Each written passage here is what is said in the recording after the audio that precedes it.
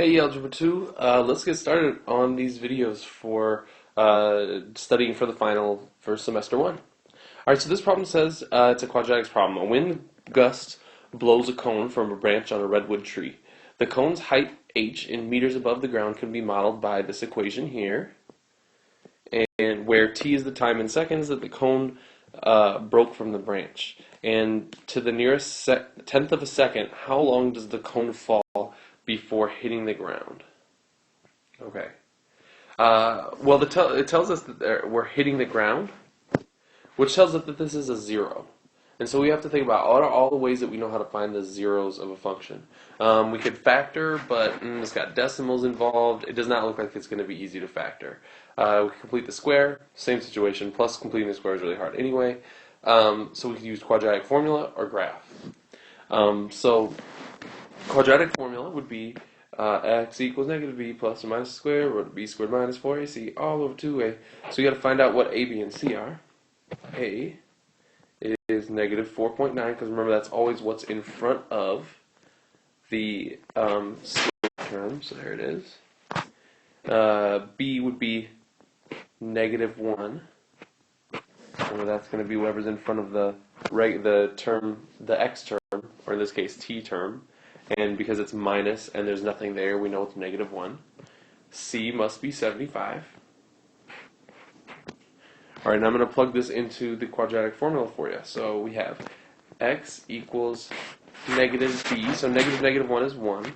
Okay, plus or minus the square root of negative 1 squared. Remember, it's important to put parentheses around this so that it knows the correct sign.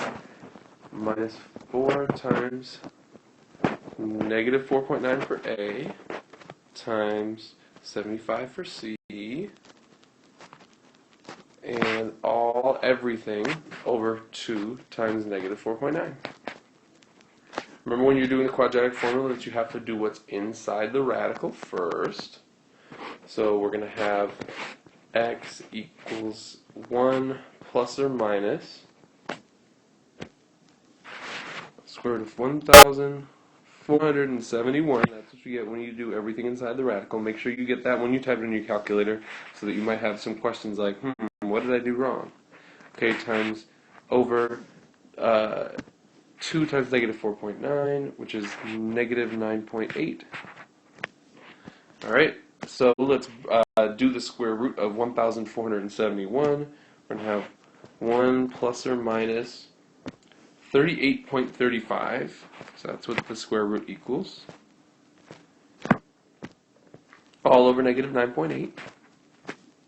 Separate into two equations. Now be careful if you're going to type it all into your calculator at once. The two equations, you have to type it like this. 1 plus, or parentheses, 1 plus 38.35 divided by negative 9.8, and 1 minus 38.35 divided by negative 9.8. Alright, so what you're going to get is negative 4.02 and positive 3.8. Okay, so now that we've done that, we have to go back to the question and interpret the answer. So it said, how long does it take for the cone, how long is the cone in the air before hitting the ground? So we know that that's got to be a positive number, because you can't have, it hits the ground after negative 4 seconds. No, it doesn't make any sense. So it must be 3.8. That's 3.8 seconds, and that is our final answer. Alright, now I'm going to clear this, and I'm going to show you guys how you could do this in your graphing calculators. Alright, so if we were going to type this in our graphing calculators, the first thing you'd want to do is to type into your y equals, so you have y1 equals negative 4.9 x squared minus x plus 75. And make sure you're using the x, comma, t, comma, theta, comma, n button when you're typing that x in. Alright, so there's our equation. We're going to type that in, and then you're going to press on graph.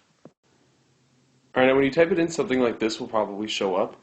And actually, this gives us the information we need, because we're trying to figure out how long until it hits the ground. Now we can see that we can't actually see the top of this graph, but this question isn't asking us to do anything anything with the maximum or anything like that. So all we have to do is just say, okay, when is it going to hit the ground? It's going to hit the ground at this point here. So what is that point? That's a 0. So you're going to go to second calc, and you're going to select the option which is number 2 that says zeros, and then it's going to say left bound, and you have to select at some point left of this point.